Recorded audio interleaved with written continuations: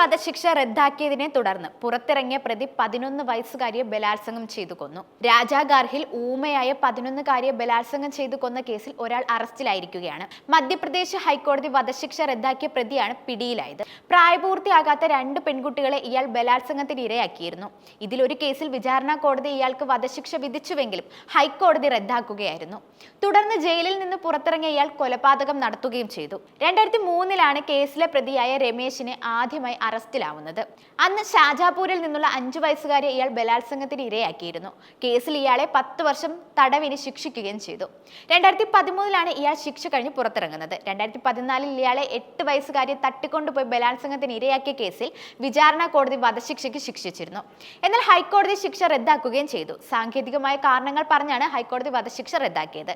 പ്രതിയുടെ തിരിച്ചറിയൽ പരേഡിൽ കുട്ടിയുടെ പിതാവിന്റെ സാന്നിധ്യം ഉണ്ടായിരുന്നുവെന്ന് ചൂണ്ടിക്കാട്ടിയിരുന്നു.